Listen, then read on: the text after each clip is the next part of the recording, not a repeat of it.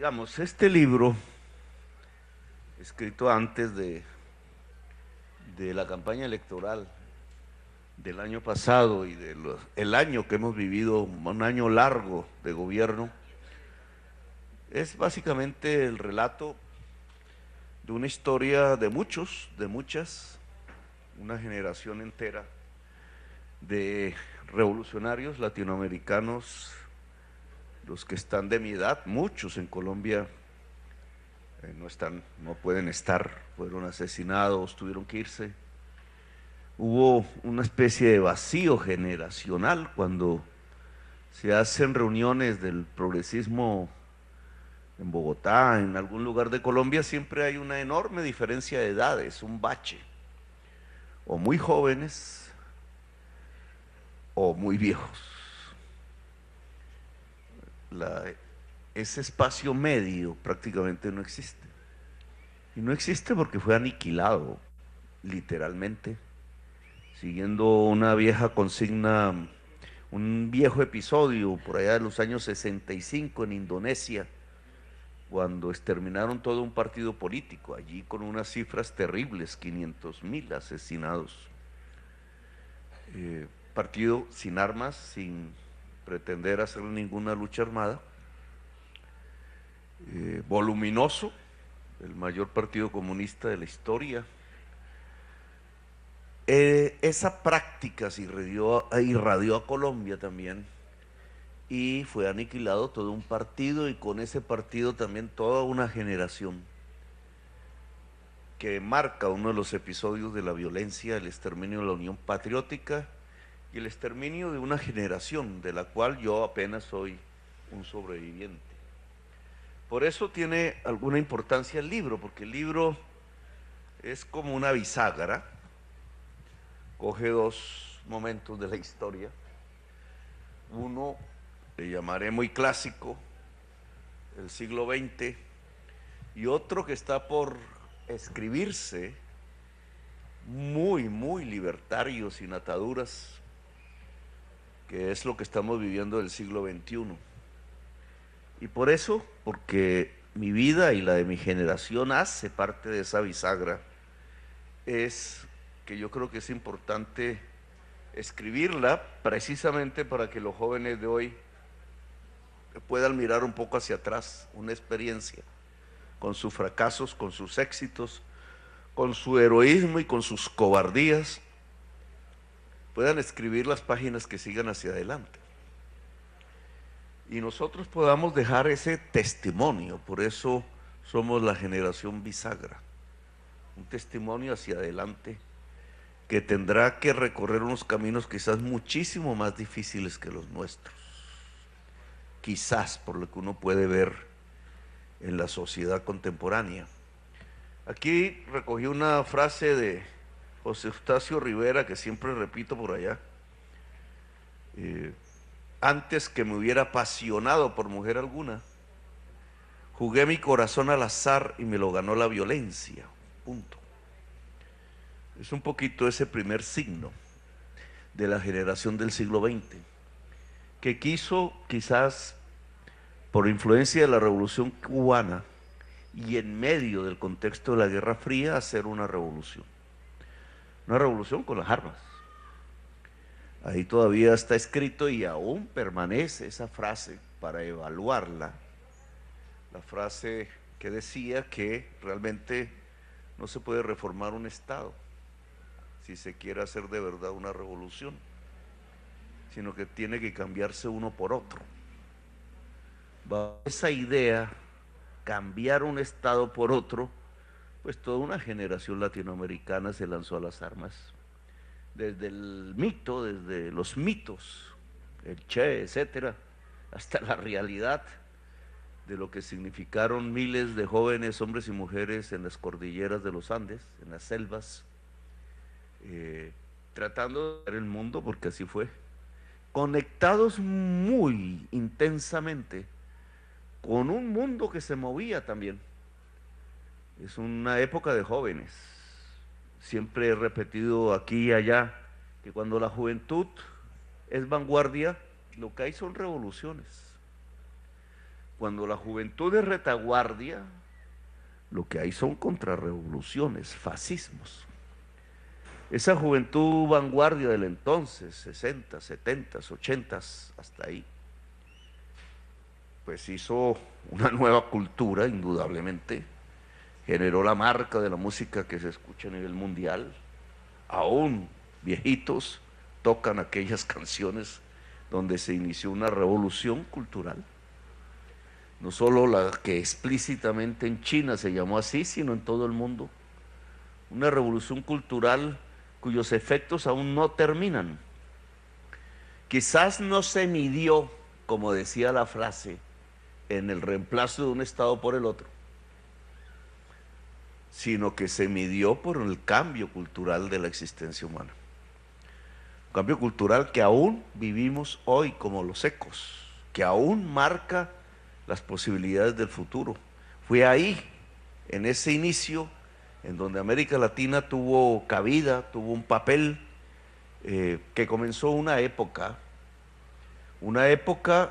que no tuvo el resultado exitoso en lo que podríamos llamar la lucha política, sino que tuvo un resultado muy exitoso en lo que podríamos llamar la expansión cultural. La libertad, la que se puso en el centro de la palabra, la que se puso en el centro del corazón. Los latinoamericanos, sobre todo aquí, los caribeños, nos gusta la palabra hablada. Hablamos más que escribir. Nos gusta la palabra escrita. Hacemos poesía. Escribimos libros de literatura. Quizás no tenemos la misma vocación que ciertos pueblos escandinavos, anglosajones, germánicos, de pensar la teoría, de auscultar la teoría, de meternos en las matemáticas, de como el viejo alemán descubrir la lógica del capital.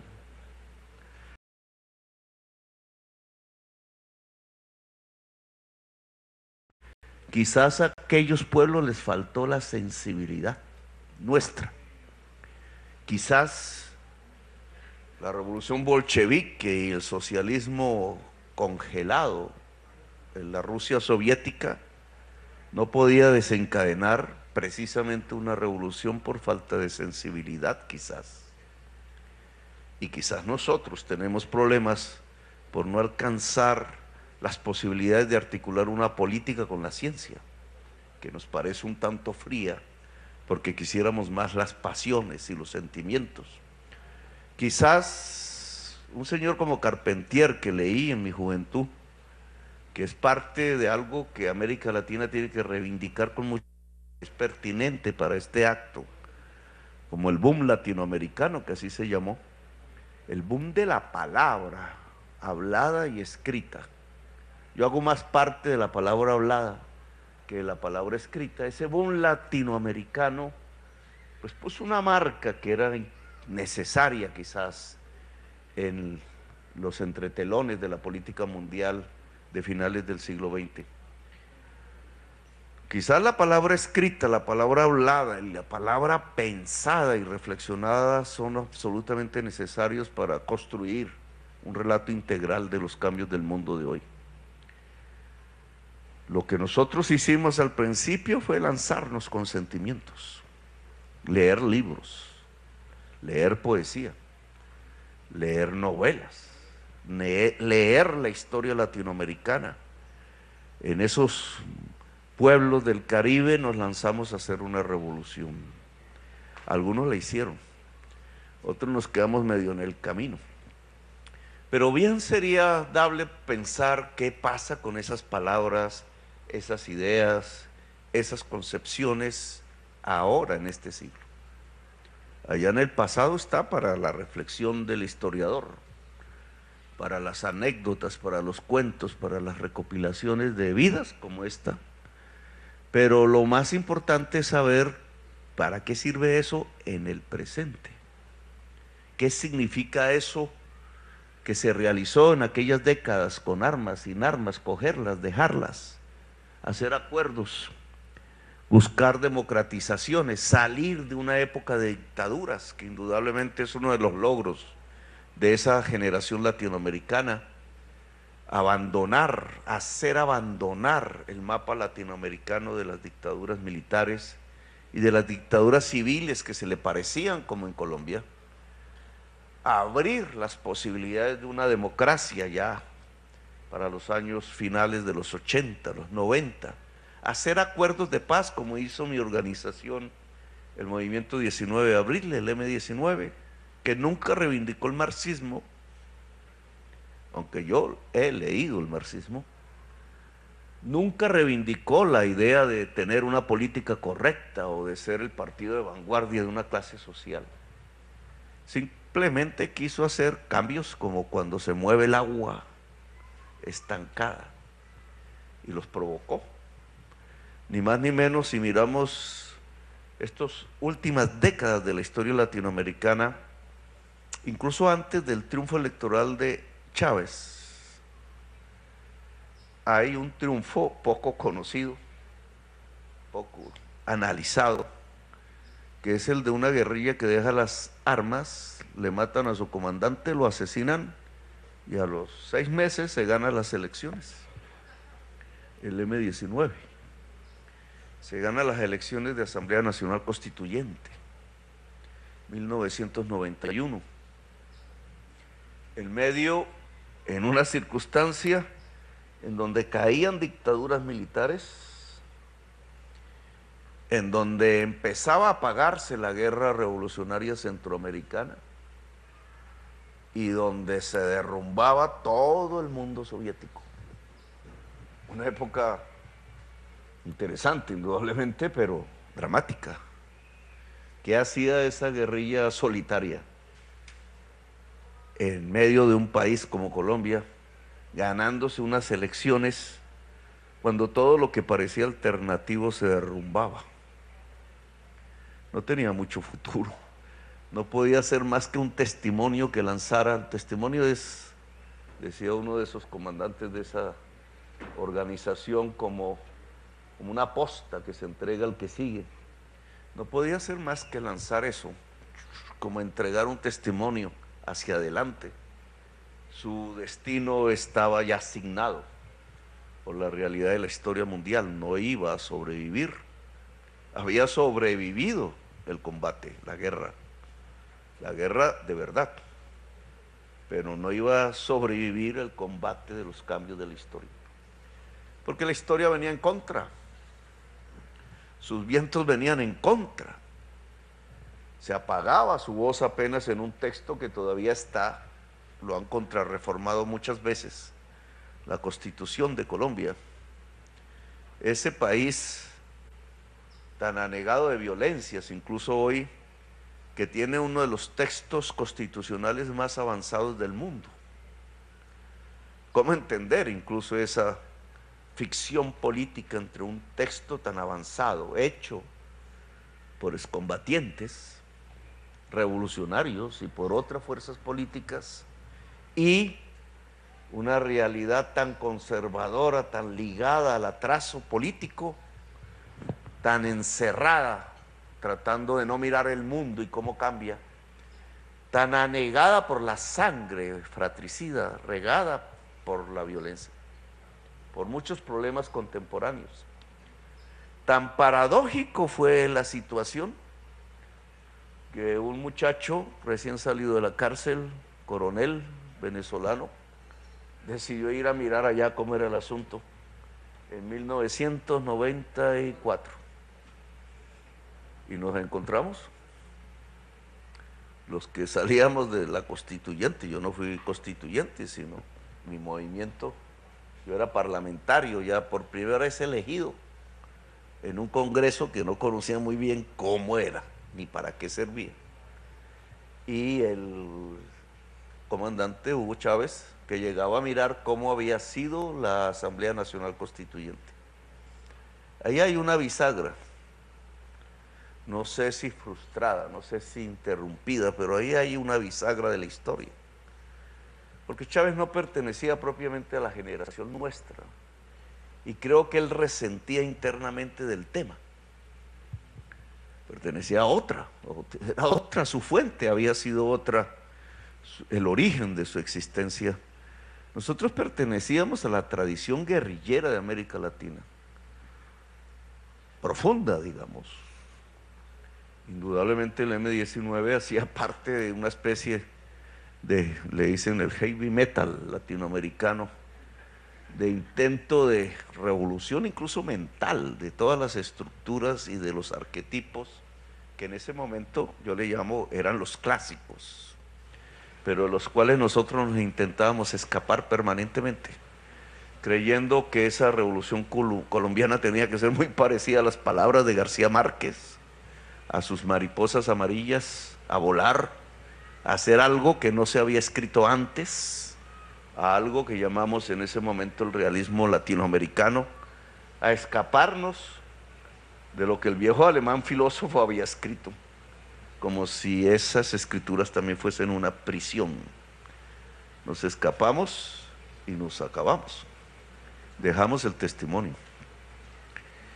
El Chávez llegó allí a mirar eso, algunas ideas habrá recogido y vino para acá y comenzó un proceso que es muy diferente y el cual hay que analizar, que ya no pertenece a las guerrillas latinoamericanas clásicas, ni al M-19, ni al Che, y hay que decirlo así, ni a Fidel Castro. Así quisiéramos amarrar eso, a veces retóricamente es otra fase a la que hay que mirar con toda la aventura y la capacidad de...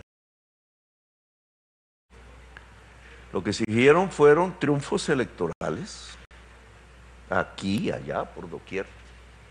Nosotros los veíamos por televisión. A pesar de haber entregado el testimonio, el primero, un triunfo electoral pacífico, después de dejar las armas y hacer una constitución, pues América Latina comenzó a cambiar por todas partes, menos en Colombia. Colombia se anclaba al pasado. Es más, la Constitución del 91, quizás parte de eso lo escribo en el libro, la Constitución colombiana aún vigente es ficción, es como un libro de García Márquez, son palabras escritas, no se aplican en Colombia. Cuando uno está con la Constitución en la mano y va a una región, el Urabá, cerca a Panamá, cerca al tapón del Darién, que ahora se ha vuelto muy famoso.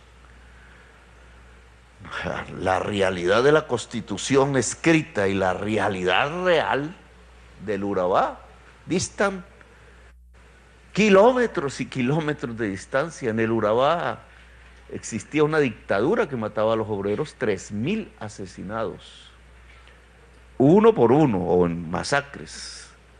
Y la Constitución habla del Estado Social de Derecho. Ahí aprendimos nosotros cierta realidad colombiana, la distancia entre la palabra, la retórica y la realidad de la muerte, del asesinato, del sobrevivir en medio del terror para tanta gente que simplemente porque el hijo había sido líder obrero o porque estaba mal ubicado en el momento menos necesario, pues murieron 200.000 personas. Depende de la cifra con que uno arranque, como la Comisión de la Verdad lo ha escrito en unos volúmenes inmensos que están allí, que no quiso recibir el pasado gobierno, yo recibí. Depende de la fecha con que uno arranque. O si no se habla de 500.000, o si no se habla de 700.000 muertos, si es desde el 9 de abril del 48, un poco antes. Si yo quiero contar desde el momento de la Constitución, del decreto de la Constitución del 91, hacia adelante van 200.000 muertos. ¿Cómo una Constitución tan democrática vive, se mantiene como un escrito en un país que ha matado decenas de miles de personas, los ha descuartizado, los ha metido en fosas comunes aquí en la frontera con Venezuela? Hay unos hornos crematorios donde centenares de personas fueron quemadas. igual que los nazis, confesado por el que lo hizo, con un Estado cómplice de ese genocidio, por secciones no generalizables, funcionarios armados, desarmados, juntos con los, le llamamos los de la motosierra, los descuartizadores, generando ese genocidio que tiene un solo motor, una acumulación de riqueza que nos ha convertido en uno de los 4 países más desiguales socialmente del mundo. ¿Cómo iba a florecer una izquierda ahí o un progresismo? ¿Cómo iba a florecer algo? ¿Cómo iban a haber flores? ¿Cómo se podía escribir en medio de la violencia? Algunos lo han hecho, aquí los tienen, pero un Gabriel García Márquez tenía que morir ahí, no podía florecer, igual que la Constitución del 91 tenía que convertirse en letra muerta. El mismo Premio Nobel de Colombia, quizás una de las figuras más universales de América Latina, pues no podría sobrevivir, él prefirió enloquecer. Nosotros sobrevivimos, no sé cómo. Incluso esa sobrevivencia no es completa. Dicen que 1 de cada 5 colombianos padecen o padecemos problemas mentales. Esto me lo coge la prensa y me lo vuelve un escándalo mañana. Pero son los estudios científicos, depresión, angustias. Pareciera que no se siente la violencia, pero entra. Va construyendo el ser humano, va construyendo una cultura. La cultura es más poderosa que la política, muchas veces, generalmente. Y obviamente allí se cimentó una cultura antidemocrática, una cultura del odio, una cultura del miedo, que es la otra cara de la moneda del odio, y una cultura de la mentira, porque para tapar el que tengamos una de las constituciones más democráticas del mundo, con un genocidio, en donde hoy que vemos Palestina y cómo bombardean niños y niñas, pues en Colombia lo hacían todos los días, por orden del jefe del Estado. Bombardear. En Colombia no es extraño. Han muerto 350 niños y niñas desde el año 2000 bombardeados. Claro, las cifras ya no son las mismas de Palestina, que desencadena la barbarie, pero no por nada, muy buena parte de la prensa colombiana y de la política colombiana aplaudió el que se hiciera lo que se está haciendo con Palestina. Y el que yo saliera simplemente recordando mi pasado, recordando por qué razón nosotros nos levantamos, simplemente diciendo que hay que protestar contra cualquier injusticia. Ese simple hecho de decir, oiga, detengan el genocidio en Palestina, casi me sacan del gobierno. Sionista, ¿qué? Antisemita, me dijeron. Yo que siempre leía los libros de la insurrección del gueto de Varsovia, porque me parecía una lectura muy interesante, la historia del gueto de Varsovia. Claro, no se puede, cuando uno profundiza la insurrección del gueto de Varsovia, pues se encuentra a la izquierda liderando, en un acto desesperado, la izquierda judía, liderando uno de los actos más sublimes de la humanidad, un grito de libertad. Pero ellos allí confinados, ellos allí a punto de morir, ellos en las últimas circunstancias, en donde a un ser humano no le puede caber más sino el dejarse matar o el insurreccionarse, pues allí se insurreccionaron. ¿Qué diría uno de esas voces si las trajera al presente y las pusiera en Gaza? Pues yo las recordaba y simplemente dije como jefe del Estado que ahí hay una barbarie, y me cayó la mayoría del establecimiento colombiano, y ahora lo entiendo por qué. Es que ellos estaban acostumbrados a bombardear niños y entonces no les parece anormal lo que están viviendo en Gaza. Pues esa contradicción entre la Constitución que hizo el M-19, pioneramente en lo que yo he denominado la primavera latinoamericana, con otras fuerzas, porque no fuimos únicos, sino que abrimos no el escenario del partido único, que era lo clásico en ese momento, derrumbándose ya en la Europa Oriental y la Unión Soviética, sino una posibilidad pluralista, y ahí lo que puede ser una ingenuidad si se mira el gobierno mío hacia el futuro, cuando lo miren desde lejos. Qué ingenuidad, porque recordarán la primera frase de la Revolución Clásica: es que no se puede reformar un Estado sino reemplazar un Estado por otro. Quizás acertemos, quizás no.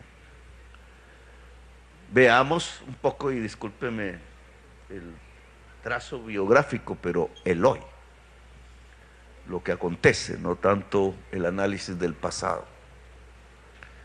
Del análisis del pasado solo recordaría una frase teórica: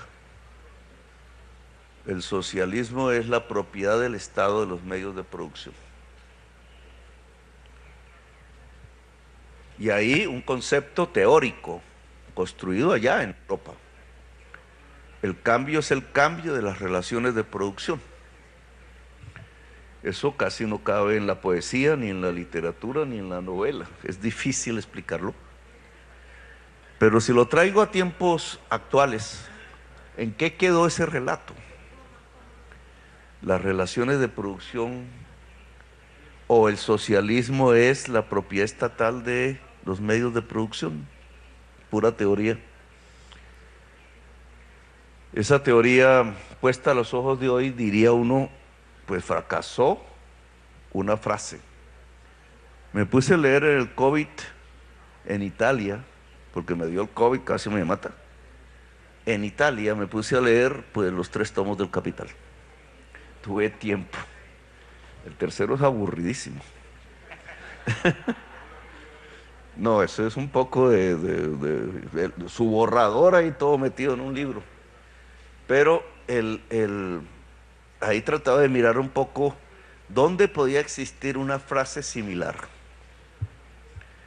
Realmente no está escrita ahí, no la he encontrado. El hombre se abstenía de definir cómo sería el futuro. Y lo hacía porque se consideraba un científico.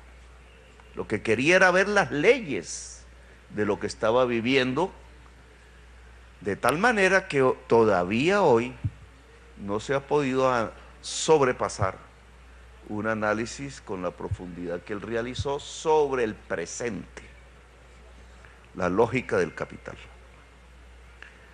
Lo traigo a cuento porque él nunca dijo que el socialismo era la propiedad estatal de los medios de producción. Acabo de leer ahí, después de la aburrición del tercer tomo, nada se parece a los libros de García Márquez, que dice el modo de producción de trabajo asociado. Eso es muy diferente. Quizás esa era su idea en el siglo XIX. Simplemente el trabajo asociado y libre. Y libre. Pero lo dejo ahí porque quisiera ver eso que él llamaba la lógica del capital.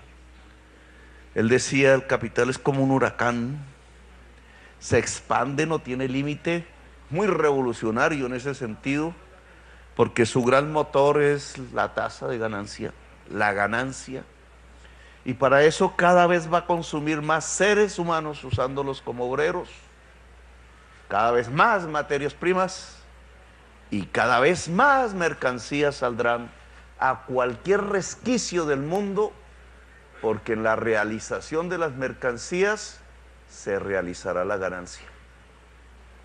Esa es su lógica. Esa lógica no ha variado hoy.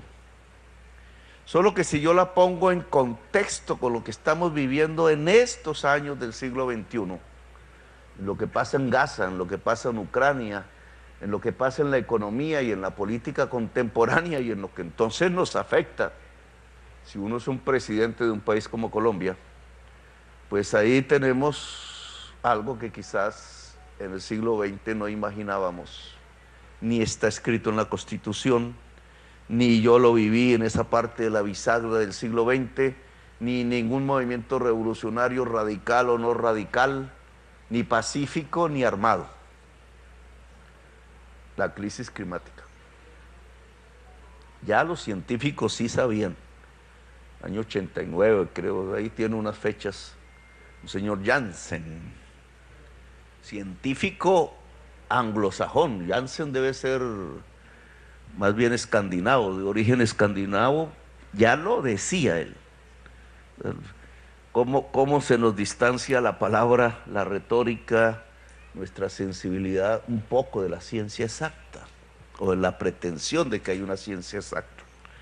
Pero Janssen, que yo creo que políticamente muy poco tiene que ver con nosotros, pegó un campanazo que después fue replicado al principio con baja voz, hasta que la ciencia gritó.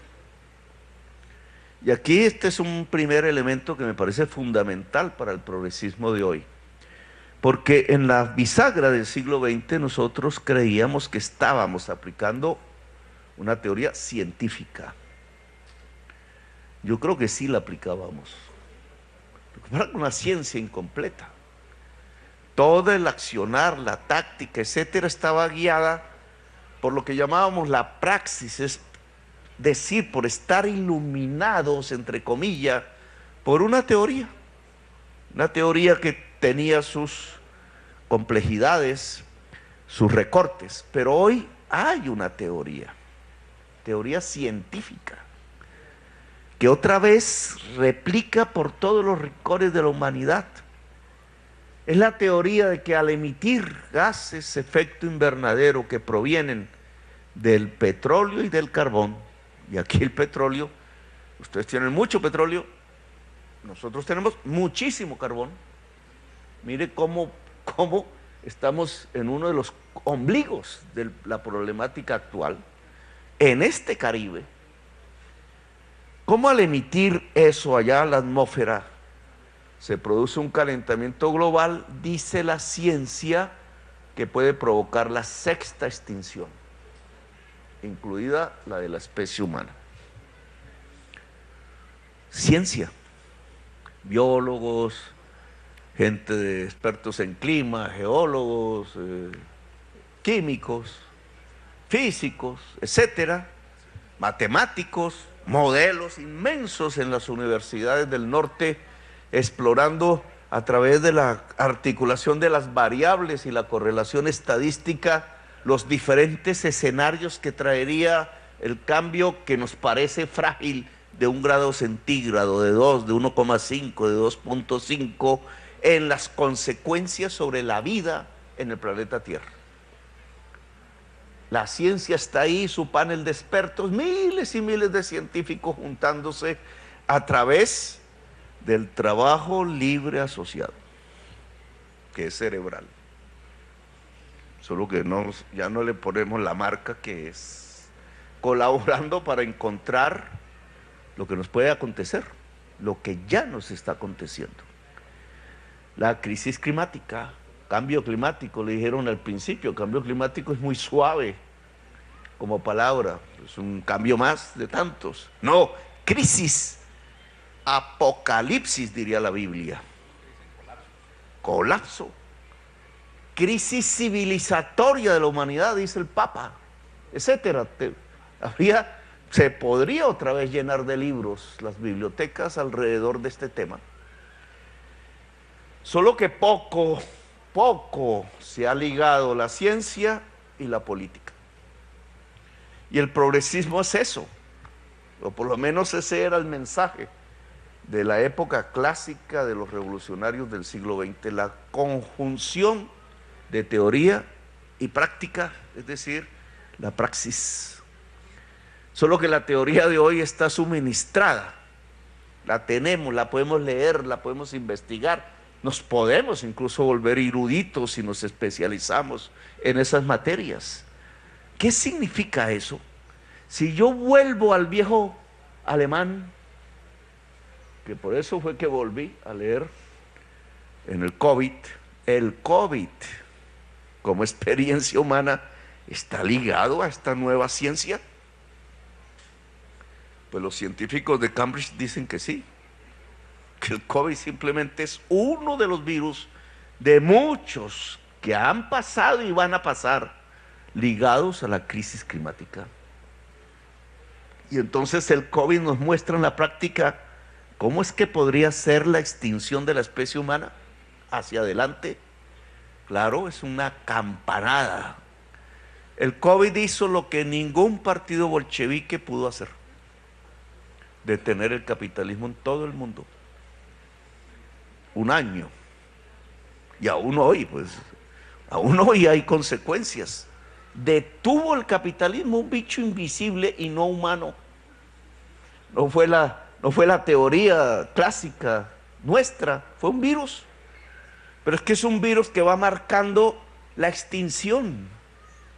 Así lo hayamos superado. Viene otro, son invisibles. Es la cadena de la vida que se está deshilachando. Lo asemejo como un saco de estos, así.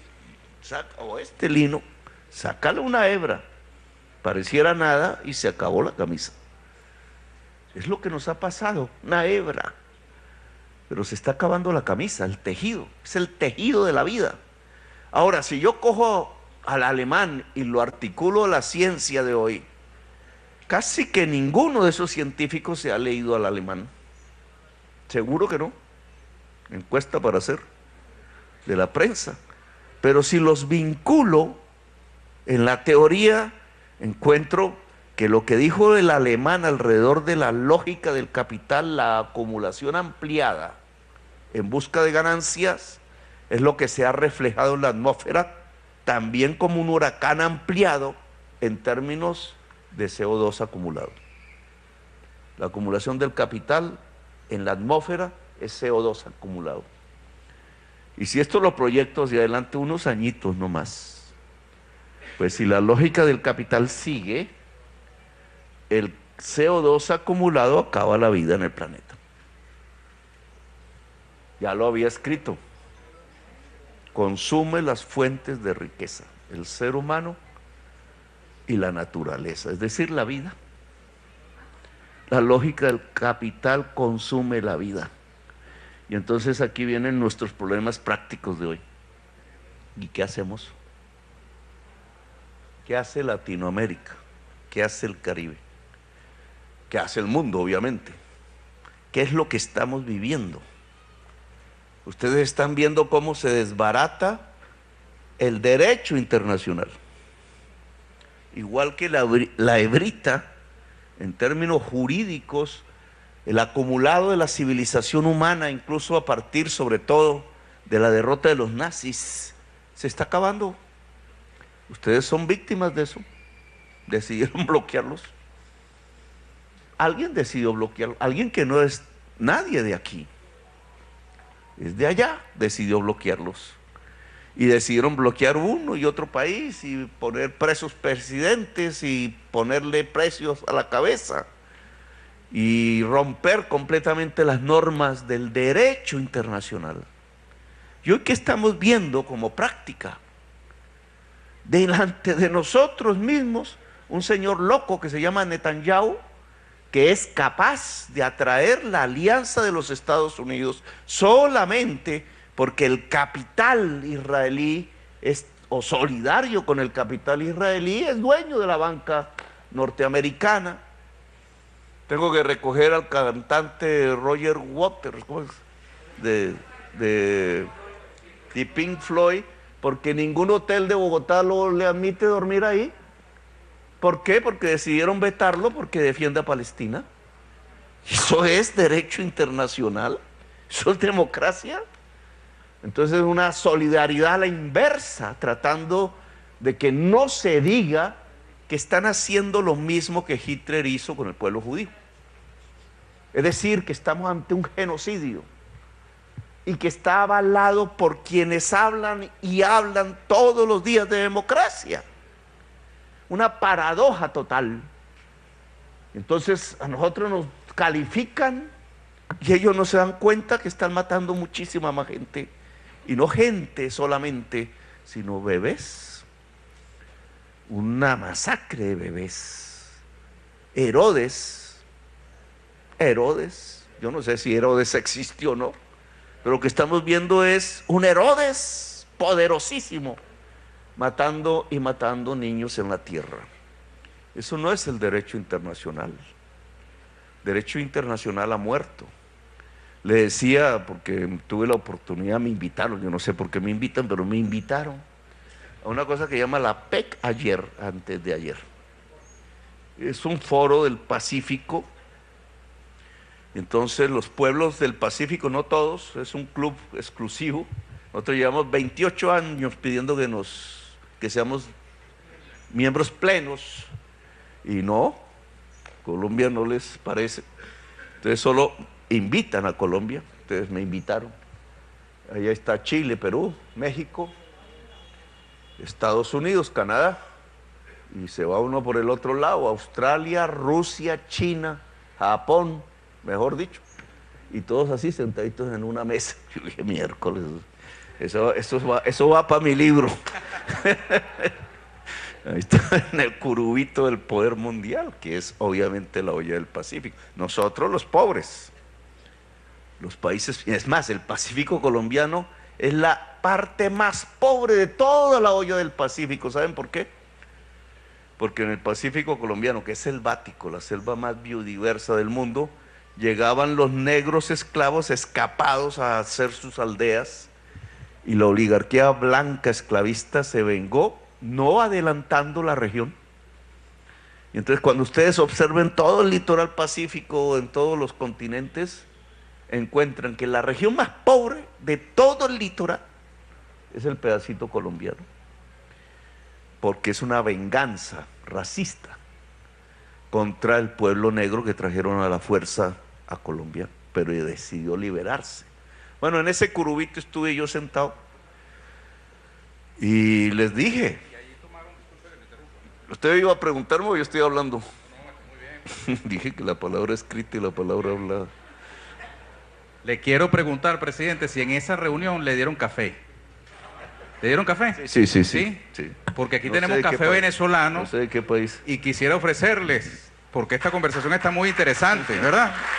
Entonces, a ver si le servimos café venezolano a la audiencia, y si queda uno, nos lo traen a nosotros también, ¿verdad, señor embajador? ¿Ah? Un agüita, ¿verdad? Perfecto. Y aprovecho la interrupción para informar que estamos siendo transmitidos a través de RTBC, Señal Colombia, la señal de la paz, allá en la hermana República. Además de los medios nacionales, Telesur, Venezolana de Televisión, los medios del sistema público venezolano, el canal Cultura Venezuela en la página filben.com.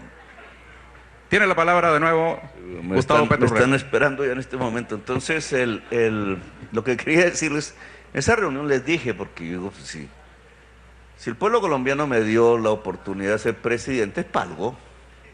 Y si tengo a los poderes mundiales sentados a 3 metros de mí, Estados Unidos, Biden, el señor Xi Jinping de China, y había un señor representante de Rusia, y el señor de Japón, y el señor de Australia, el señor de Canadá, pues aprovecho. Y les dije eso. El evento era para hablar de la descarbonización. Yo creo que otro día hablamos de esos temas, pero ¿cómo se puede pasar a una economía descarbonizada? Que es un cambio de relaciones sociales de producción. Ese es un tema a explorar.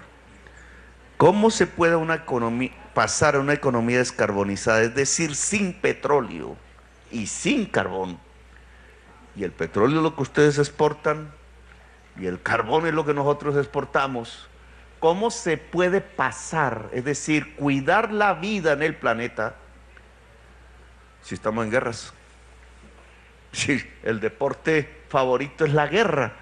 Lo que estamos viviendo es guerra y barbarie, la destrucción incluso de acumulados de las civilizaciones humanas en las que participó los mismos líderes del capitalismo. Estamos viendo cómo se derrumban. Es un episodio que está anclado al derrumbamiento de la vida en el planeta. O sea, lo que estamos viviendo no es coyuntural, no es un simple loco botando bombas por sus ideas. Es el derrumbe del derecho internacional, es la ley del más fuerte, se junta con el fentanilo. Estábamos precisamente en la ciudad de San Francisco, que es la ciudad donde mejor se puede ver el efecto del fentanilo en la sociedad norteamericana. Ese análisis de esa droga química que viene, dicen que de China, pero que ya habían legalizado en Estados Unidos, la droga de la muerte. No es la marihuana de los hippies, que usaban entre otras para generar la nueva cultura, la alternatividad contra la guerra de Vietnam. No es la droga del neoliberalismo, que es la cocaína, hecha en Colombia y en expansión. La droga de la muerte. La gente que toma eso ya no está ni para competir, ni para pasarla chévere, ni para hacer, ni oír música. Es para morirse.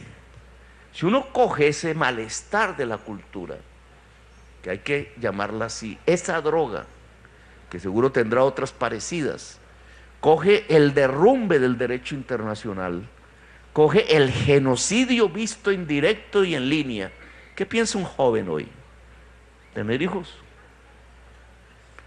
Lo que podría llamarse la reproducción de la vida. ¿Es posible? Estamos viviendo los sentires, la cultura de la extinción. Y entonces, ¿cuál es el papel de la política en este momento? De los líderes. Es un interrogante que me hago. ¿Cuál es el papel del progresismo latinoamericano? Insistir que esta economía se basa en petróleo y carbón y gas, que ese es nuestro papel en el mundo. O tenemos que reubicarnos completamente como pueblo caribeño y como pueblo latinoamericano. Latinoamericano, esa palabra latino está muy mal puesta, porque es que nosotros somos latinos, indígenas, negros, árabes. Los primeros conquistadores españoles, las tropas españolas que llegaron por lo que hoy es Colombia y aquí, eran los moros del sur de España. Por eso tenemos cultura muy ligada al pueblo árabe, quizás olvidada, pero está ahí. Y ese tipo, digamos, ¿cómo nos portamos hoy? ¿Cuál es el papel de la izquierda? ¿Cuál es el papel del progresismo, para ponerlo en términos más generales, y el de América Latina en un mundo que vive la extinción y la crisis climática? Y yo creo que aquí estos libros por los cuales nos juntamos nos muestran un camino, en general, sin que sus autores estén de acuerdo entre sí ni con nosotros, ni se trata de eso. Es el camino de la vida, la política de la vida es la que se vuelve hoy una política revolucionaria. La política de la vida es un concepto que debió haberla descubierto un caribeño, eso lo dejamos en la investigación, pero la trajo un francés, Foucault, le llamó biopolítica. Quizás alguien esté detrás de ese término antes que Foucault. Él la vio como lo contrario, lo vio como la manipulación desde el poder de la vida, y lo calcó de los nazis, lo estudió de los nazis, cómo el poder puede manipular la vida y convertir la biopolítica en una tanatospolítica. Pero bueno, hoy nosotros podríamos ser a escala mundial la posibilidad de construcción de una política de la vida, lo cual implica integrar la humanidad, lo cual implica pensar Latinoamérica, o como queramos llamarla, en este nuevo contexto. No es cómo se reemplaza un Estado por otro, la teoría clásica. Es cómo logramos ahora juntar la humanidad para imponer la vida en el planeta Tierra. Es capital versus vida. Alguien diría clásicamente y me discutiría, no, es capital contra proletariado. es el capital contra la vida, y esta vez no es la clase obrera la que está en la antígona del capital, es la humanidad la que está en la antígona contra el capital. Luego esto hay que traducirlo en política, política concreta. ¿Cómo Venezuela puede ser una Venezuela sin petróleo? No porque no haya petróleo, sino porque lo dejamos de usar. Como Colombia, y miren los problemas que he tenido, puede ser una Colombia sin carbón y sin petróleo. 60% de nuestras exportaciones. Pensar eso ya es pensar una revolución, un nuevo país, un país diferente, una humanidad que se asienta en ese país, en ese territorio, que se vuelve diferente porque se vuelve un amante de la vida, de la existencia, la reproducción de la vida. Hay un marxista, entre otras costarricense de origen alemán, Hinkelhammer, que murió hace poco, que ya lo había escrito. Es interesante por eso, porque él desde su influjo alemán quería la teoría, pero en su existencia costarricense pues estaba en la explosión de la vitalidad. Y entonces al juntarse esas dos cosas generó, digamos, una literatura que es importante leer hoy, porque él establece que el cambio tiene que hacerse como una reproducción de la vida, no como una reproducción del capital, sino como la reproducción de la vida como eje central de la nueva política en nuestros países. Bueno, yo ya me explayé lo suficiente, quería mirar esta bisagra entre lo que pensábamos cuando éramos jóvenes, todavía somos relativamente jóvenes, y lo que pensamos ahora en medio de una humanidad en crisis. Gracias por haberme escuchado, muy amables.